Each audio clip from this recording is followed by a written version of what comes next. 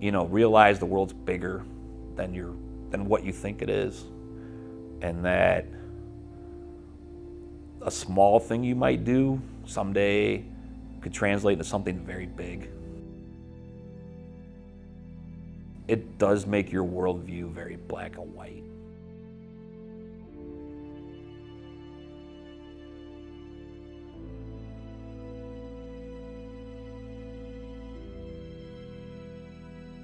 My name is Brian Scholberg.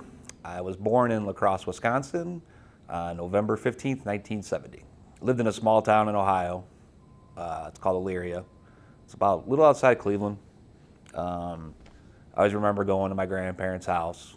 They were your typical, my grandma was about 5 feet tall and, always would feed you when you came over.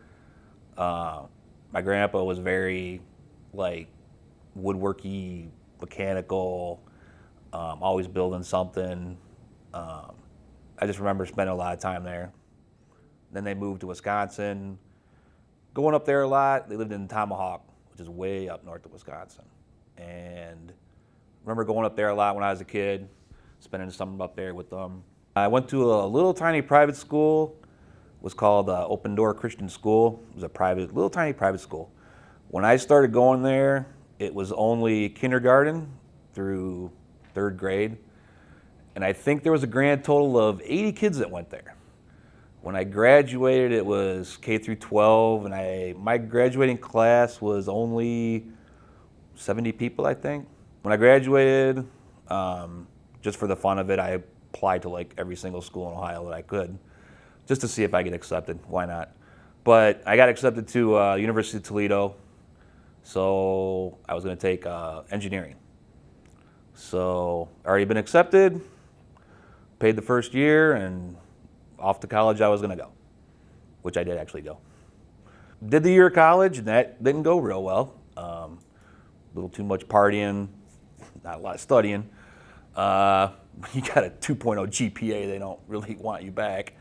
Ever since I was a little kid, it was I guess, me and my friends would play Army, and I'd always wanted, I was like, man, I'll join the Army someday. Went down to the recruiter, talked to them all. The Army was basically the only one that said, take the test, which I'd already taken, but it expired by the time I got there. He's like, take the test again, and we'll tell you what you can do. So I took the test, the ASVAB. I don't remember what I got on it. I almost got them all, I think. So I went in there, and he was like, you can do any job you want. You pick it, it's yours. We'll guarantee it right here and now. Sign up, it's you. So, okay. Walked in, walked out. He's like, all right, January 1st or January next year, you're gone. So I was 2 credits shy to have enough credit to go in promoted to E2 when I went in. So I went to the local community college for that quarter, semester, whatever. I took 2 classes, got my credits, so that when I actually went in, then I was promoted a grade. Fort Drum is in upstate New York. It is way upstate New York. It is 20 miles from Canada. And our platoon sergeant had us, my platoon was very small. I was in aviation brigade. We had Cobra attack helicopters, Black Hawks, OH-58s. The Apache was barely in service at the time. We didn't have any of those. And there were about 18 of us for 250 helicopters. So, and that was the guys that refueled them and rearmed them. That was 18 of us. That's what we did. It's in the middle of winter. It's snowing. And he's like, okay. He goes, question, who wants to go to Somalia? What the hell's that at? He's like, it's in Africa somewhere. Nobody raised their hand. He goes, well, let me rephrase the question. Who wants to go to Somalia now? Because you're all going to go eventually. Who wants to be the first ones to go? So I'm sitting there, and I'm like, maybe I'd better off just volunteer now and get it over with. Because some of the guys that had been to Desert Storm were like, oh, man, you guys will have it easy. They learned their lesson. You guys will have everything. Man, when we got there, we didn't have anything. No tents, no nothing. You guys, man, it's the desert, but they learn. So it was like me and 6 other guys were like, all right, we'll go. Somalia is a war-torn Eastern African nation located in the Horn of Africa, where rival warlords were preventing the distribution of humanitarian aid to thousands of starving Somalians. In October of 1992, while Brian was in Fort Drum, him and 6 others from his platoon were sent over to help civilians. Somalia has had a history of humanitarian crisis. The growing starvation rates began in 1944. By the mid-1992s, the UN was reporting growing starvation in southern Somalia, with infants, nursing mothers, and the elderly as the main victim. Over the next year, approximately 300,000 people died from starvation. During a speech from President Bush in 1992, he declared, "Every American has seen the shocking images from Somalia. The scope of suffering there is hard to imagine. Already, over 250,000 people, as many as people as live in Buffalo, New York, have died in the Somali famine. In the months ahead, 5 times that number. 1.5 million people could starve to death." And what's funny was that my pictures I brought, I actually have a picture of my rucksack. It weighed 120 pounds. I weighed it just to see how much it weighed. That was that, plus my duffel bag weighed 90-something pounds, plus all my equipment. All of us ended up weighing, it was, plus us, it was some ungodly. We all weighed like 400 pounds or something. It was terrible. From there we went to Heathrow. We got off the plane. The English government did not want 400 guys with automatic weapons walking through Heathrow or visiting England because, England has this thing about guns. So the brigade commander volunteered to stay on the plane with all the weapons because that weapon is yours and it cost about, at that time it was $1,300 if you lost it. And you paid for it, then you went to jail because you lost your weapon. So you were not really wanting to keep your weapon unless somebody was watching it who was responsible. So we get off the plane in Heathrow. They said you got about 4 or 5 hours, hang around, do what you want. If you're not back, the plane takes off without you, then you can talk to the MPs wherever you were by the time the plane takes off. Okay, so we take off, everybody comes back, get on the plane, take off from Heathrow, and they flew from Heathrow to Mogadishu. You get so used to it being cold that when it used to get to 30 degrees, we would sweat because you were just so used to it being so cold. So we get down to the Griffiths Air Force Base, and they had chartered a 747 for us. So everybody gets on the plane, and they flew from Heathrow to Mogadishu, which was about 22 hours, I think, the whole trip. It was our job to make sure that the UN flights could take food to whoever needed it without the warlords that had taken control of the country stealing the food. And we went to this town in southern Somalia. It's called Kismayu, and it's right on the Indian Ocean. It was really nice there, actually. Nice breeze all day. It wasn't real hot.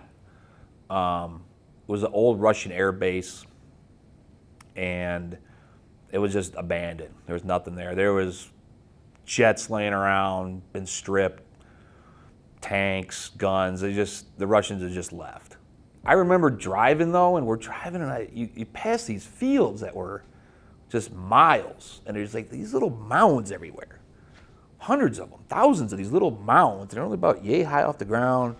And they got like sticks on them, and what the hell are all these little mounds everywhere? There's nobody to ask. You just kind of, drive around and you look.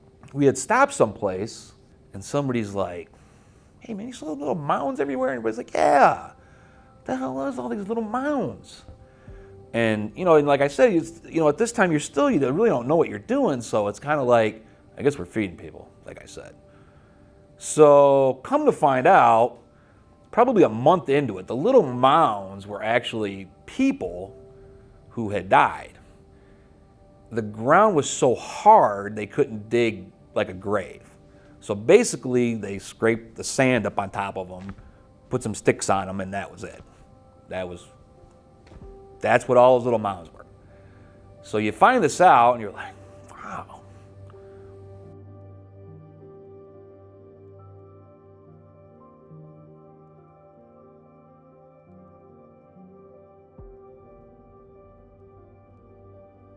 I guess you go from, well, I guess just here to do whatever, to you kind of understand, okay, I guess I'm here, to help these people. That's your first thing you're thinking of. You're not thinking that's, anything exciting is going to happen. I'm just here to watch a UN plane take off with a bunch of food on it. The one time we went from one place to the other, it reminded me a lot, and I don't know why, but if you ever watch like a Vietnam movie and they're going through a town and all the little kids are standing and they got like bottles of Coke and cigarettes and all this stuff, it was just like that. It's like the 2 letters GI have translated over the last 70 years, no matter what country you go to. They'd run by our trucks, GI, buy this, whatever. One of the guys actually was offered a family's, it was the guy's sister, to give them food. He was going to sell his sister to this guy from the Cav to be his slave if they would give him food. The engineers actually ended up having to dig pits that were 40 feet deep with a backhoe. The CBs had to come in, and they dug these massive pits. You had to go dump all your garbage in this pit. We went out to do it, and it was the only time I ever almost lost it. End up throwing all the garbage in, spray, turn around and find my lighter wherever it's at. I turn around, and the next thing I know, the whole thing goes up. Who started the fire? I'm like 2 feet away from this pit full of fuel. It's funny, but at the time it wasn't real funny to me. There was like 10 or 11 little Somalian kids, and they thought it'd be funny to throw matches in when I wasn't looking. So they lit a book of matches, threw them in, and they're all standing there just laughing like it's the funniest thing in the universe. Somalians dropped these all over the country from planes and helicopters. Brian picked one up that he found and kept it. The translation on the back states, "The United Nations have came to assist us. We will use our weapons to help people who help us. This army is not going to break. We are calling on them to help us." At some point, when you're in basic training, they tell you all wear green, there's no colors, and you're like, yeah, whatever. One night, it was about 3 o'clock in the morning, and there was one guy I could not stand. I hated this dude. Basically, he was in the Army because his other choice was go to prison for dealing crack. The judge gave him a choice. You could join the Army or you could go to prison, pick one. He joined the Army, and he told everybody why he was in the Army, and he didn't care. And a couple dudes liked him, and they hung out with him. I couldn't stand the guy. He didn't like me, I didn't like him, but hey, it is what it is. One night, when we were in Kismayu, it was about 3 o'clock in the morning. And when we had gotten there, they had told us, okay, the airfield, our tent was maybe 100 yards from the airfield, so that when the planes would take off, the whole tent would shake, and everything would shake. So we had to keep everything bolted down, and our little tiny tent we had, and everything else, we were right there on the airfield. So about 3 miles from where we were at was where they had kept a group of the warlords that had taken over that part of the southern part of Somalia. So the one guy I liked, he was in one foxhole down, two down from me. But they just said, okay, you two are here, you two are here, you two are here, and you two are here. Okay. So the one guy that I detested, of course, I get stuck with them. Okay, fine, whatever. I'm not going to be living in this foxhole with this guy. I ain't got to see the guy if I don't want to. So about 3 o'clock in the morning one night, our lieutenant runs in the tent, and he's freaking out. Everybody get up, grab your weapon, let's go. Well, this guy was the M60 gunner for what we had. I think there was 6 of us, 7 with us with our lieutenant. So the M60 was in the foxhole. was all ready to go, covered up, and we're all out there like, it's 3 o'clock in the morning. What am I doing out here? I'm sitting out here in a flak jacket, a helmet, and my underwear with my weapon. Well, I'm 16. So me and this guy's last name was Peyton. I still remember. Jump in this foxhole, and we're like, what the hell's going on? I don't know, man. I'm still half asleep. So, remember now, I don't like this guy. He don't like me. The guy I do like was 20 feet down from me. So he says, lieutenant comes along and says, here's the situation, fellas. The warlord that had been 3 miles from us is now 1 mile from us. And there's about 4,000 of them. And he says, they've decided they don't want to stay there anymore. So they're coming here. Oh, great.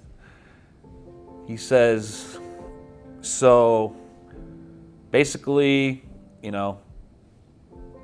get ready for whatever happens. And you're like, okay, So then it starts dawning on you, well, what's going to happen? He says, well, everybody's like, well, what's our plan? He's like, well, your plan is because at night it was so dark when they, if you ever heard the story or the saying, it's so dark you can't see your hand in front of your face. That's how dark it would get at night there. There's no ambient light. There's nothing.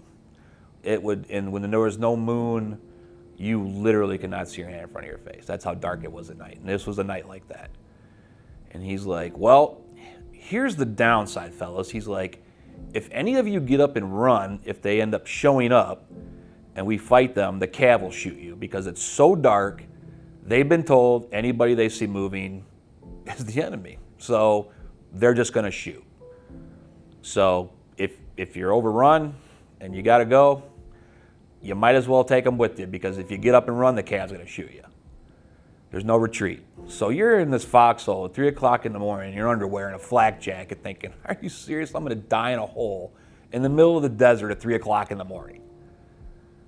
And out in the distance, you can see like the headlights bobbing and, and at that point you're like, Peyton was my best buddy. I guess it's that point, I looked at him and he looked at me and we're like, all right, man, this is it, and he's like, yeah.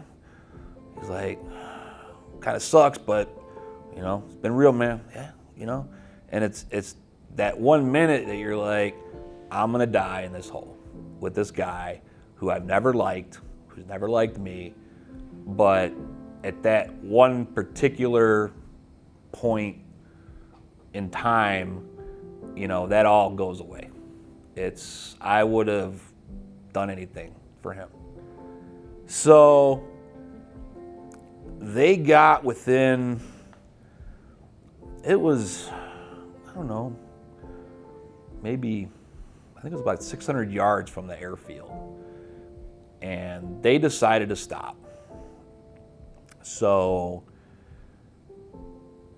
they told us, okay, they stopped. Everybody go get dressed. Don't, you had to low crawl to the tent because if you got up, somebody's going to shoot you.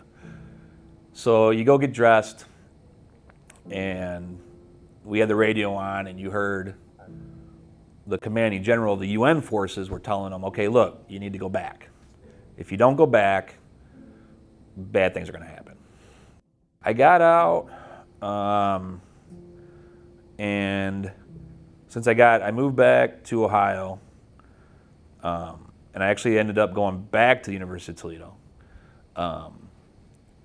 So I had been out, I actually went back in the fall, so I was only out maybe 2 months or something. I think the biggest adjustment was, I'm the same age. I wasn't that old at the time. I was only, 22? Yeah, so I was only 22. And I'm going back to school, so I'm not out of the age group. It ain't like I'm an old guy in this class. But some of the classes you take, philosophy was a big one. I remember sitting through philosophy, and I'm listening to this guy. What planet do you live on? I know there's this academia versus, whatever, but it was just sitting there, I guess, as somebody who'd seen like, really, dude? What planet do you exist on that this reality is? Like, have you made this in your head? And it was that class I remember clearly was very hard for me to sit through because it was just like watching these people, like, you people have no clue what's going on. And I only went to school for maybe, I think, 1 quarter, 2 quarters, I think. And I was just like, I can't do this.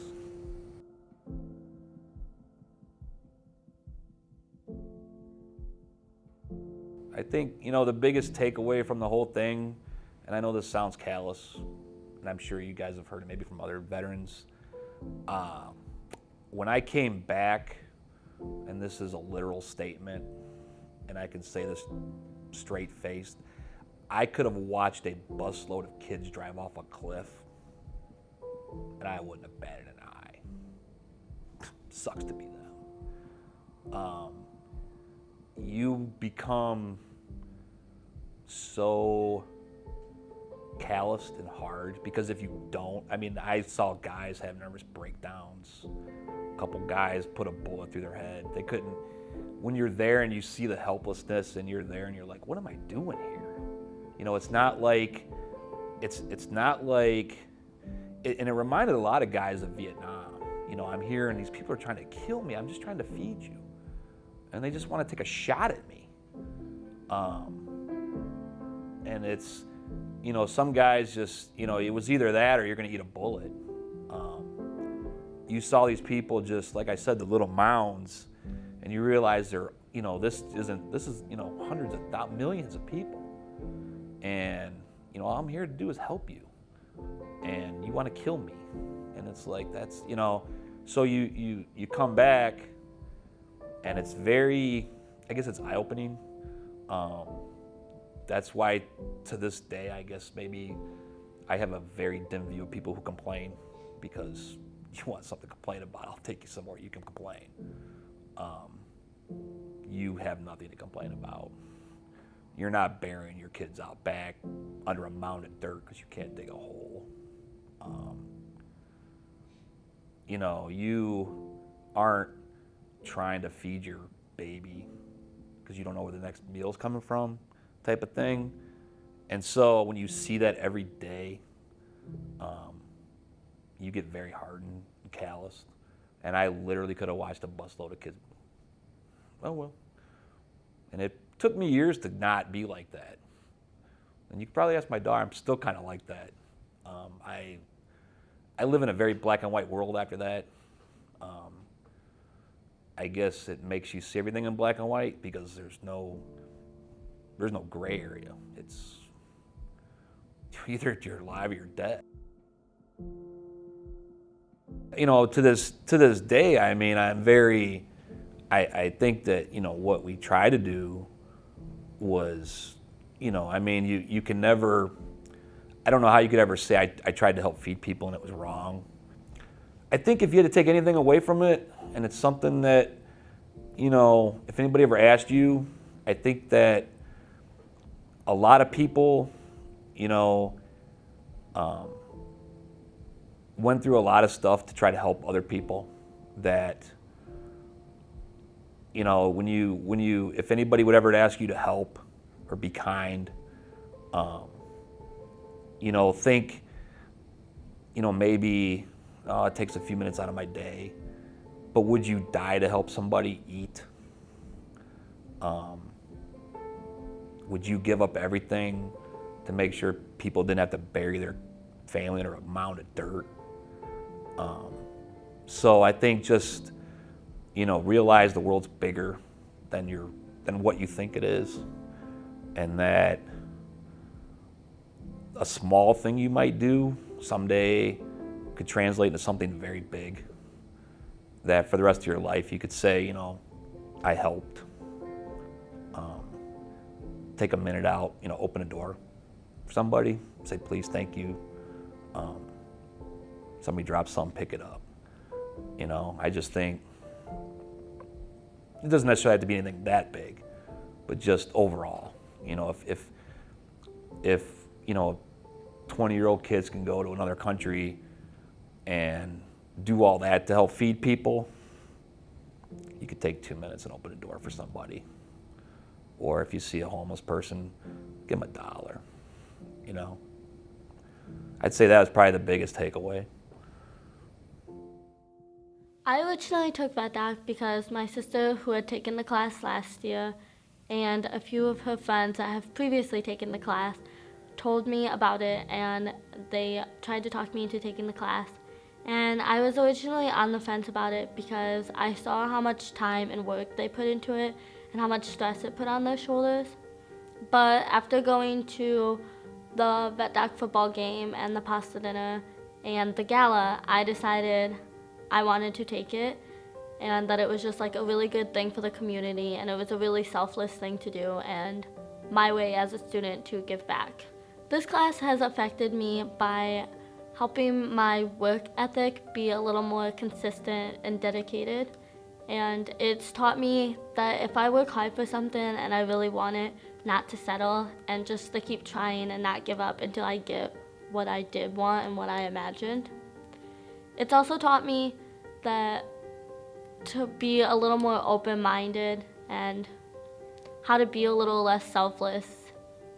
Brian has taught me to always be appreciative of what you have and those around you, and just to remain positive about everything, because others could have it worse and others do have it worse.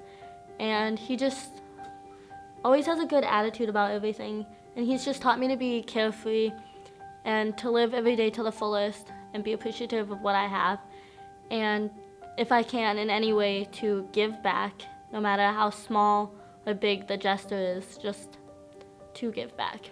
I just wanted to say thank you to Brian for letting me tell his story and for always answering my questions and giving me pictures and providing me with everything I need for this doc. And thank you for all the lessons that you have taught me that I will forever hold on to. And thank you for staying in Unum, for helping me throughout this entire year, no matter how difficult it was, and for all the lessons this class has taught me.